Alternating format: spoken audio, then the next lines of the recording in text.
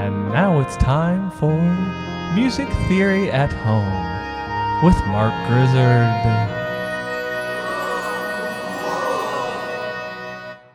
18, 19, 20. Hey everybody. There's not a whole lot to do today, so I'd like to give a few housekeeping announcements right off the bat here. Of course, Quiz 4 is due tonight at 11:59 p.m.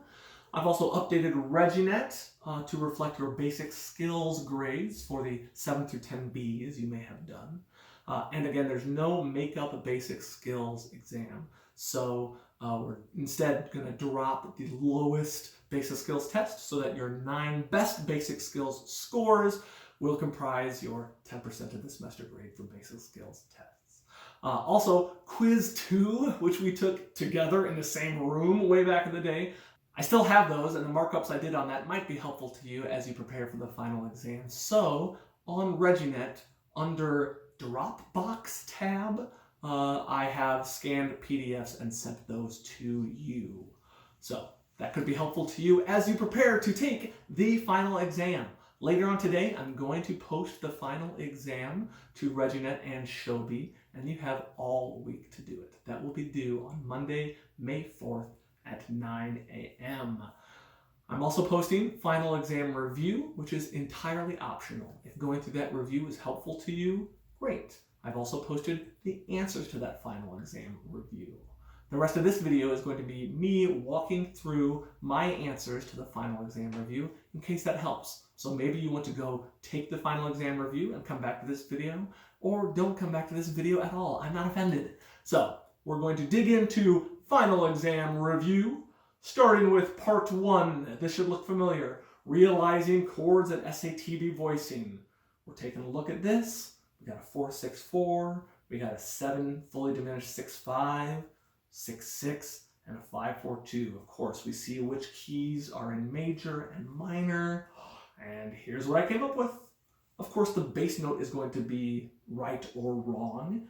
Other voicings can be flexible above the bass. So, in F major, here's a 4-6-4 chord, B flat major, second inversion. Number 2, in C sharp minor, 7 fully diminished 6-5. The root of this chord is the B sharp. E flat major, 6-6, C minor chord in first inversion, and in B minor 5-4-2, that is a F sharp major minor 7th chord in third inversion. Of course, raising our leading tones.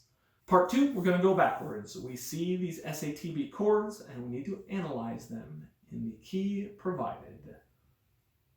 We're looking for, first off, do we have triads or 7th chords, right? What is the root of these? We know this process here, right?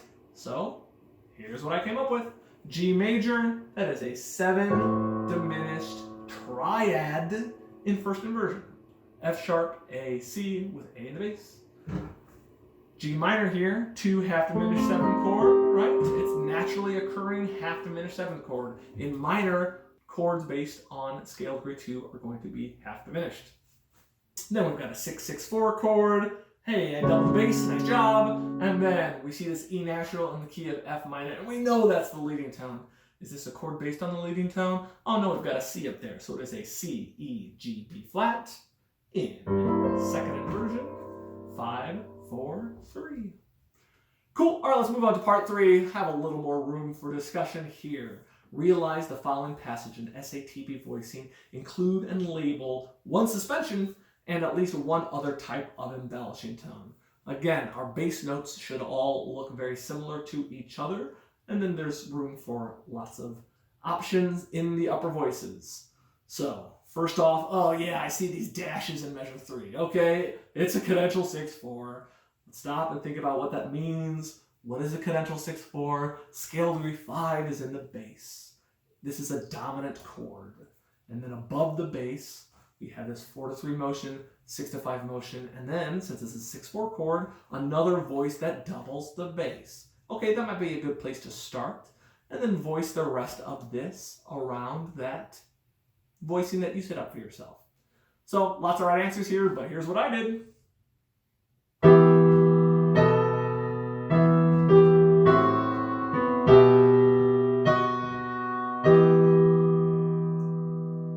Okay, that was just a jerk move at the end. Anyway, I had one suspension, and that is in measure 2. Then I had an anticipation, and at the end there, that's a retardation. So, of course, what we wanted to do in measure 1 going into measure 2 was, of course, voice a 5/7 chord, raising our leading tones, and then think about our tendency tones. Soprano's got the leading tone. Our alto eventually resolves that chordal 7th. We often see that delayed chordal 7th used as a suspension, which becomes a 4/3 suspension, 4/3 interval above the bass. Love me some 2/2 minor 6/5, and then my tenor doubles the bass, my soprano handles the 4/3, my alto handles the 6/5. Cool, of course, just one of many right answers for that. Moving on to part 4, analysis. Here is a chorale asked to provide the key, circle and label all embellishing tones, and label the cadences. It's very helpful here, I think, to take a listen to it. So let's take a listen.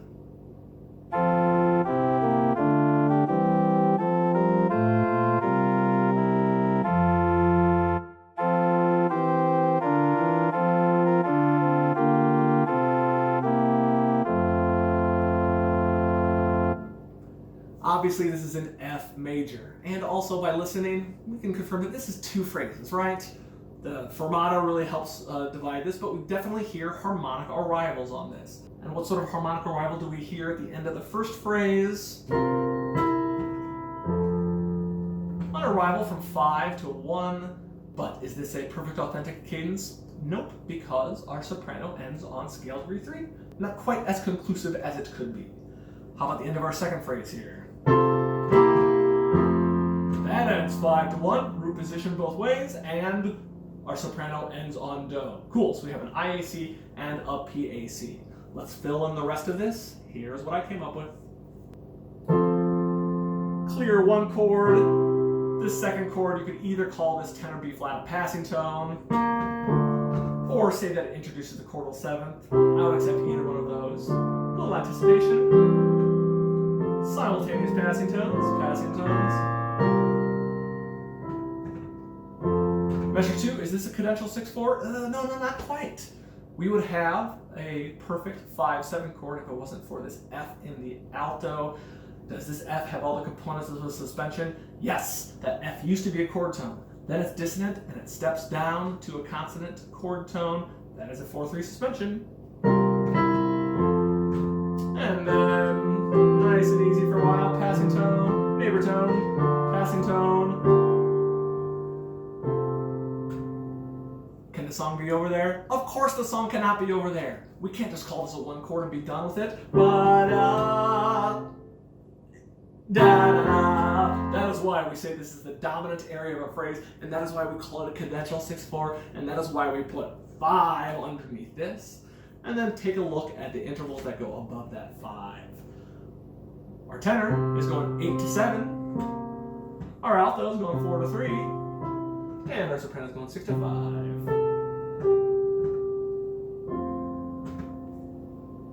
Cool. Let me know if you have questions about that. Moving on to part 5.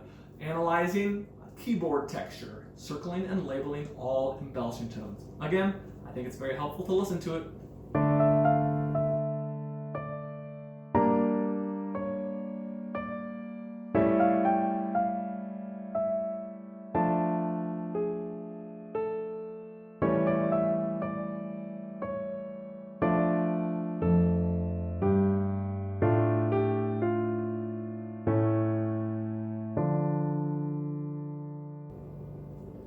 So of course this thing's in minor. We're in D minor. We see C sharps all over the place, and then we definitely hear this cadence. Aww. So D minor. By listening, we can definitely get a sense of the harmonic motion here. For the most part, 1 Roman numeral per measure.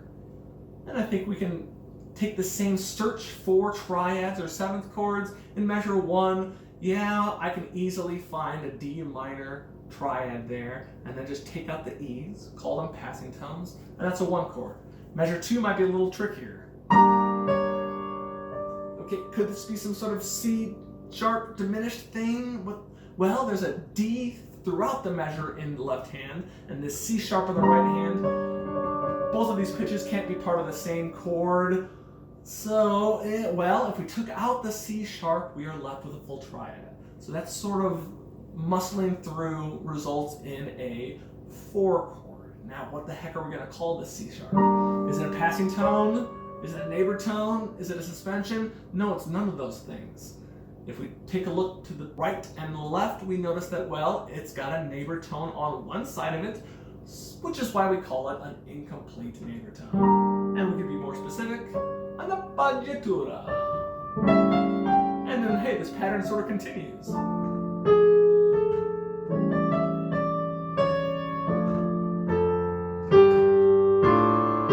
Which should sound familiar.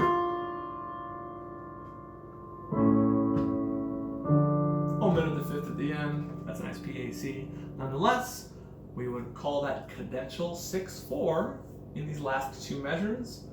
5, 6/4, 2, 5, 3. And that is about it. Of course, this final exam review is very similar in scope to the final exam, but you're going to know that because you're going to see the final exam today, available to you all this week for you to take anytime between now and next Monday at 9 a.m. So whether you're taking the review or not, please reach out to me over email or Zoom or wherever if you have any questions about the exam or about any of the concepts we've gone through this whole semester. Best of luck, you guys. Have a great week. 1, 2, 3, 4, 5.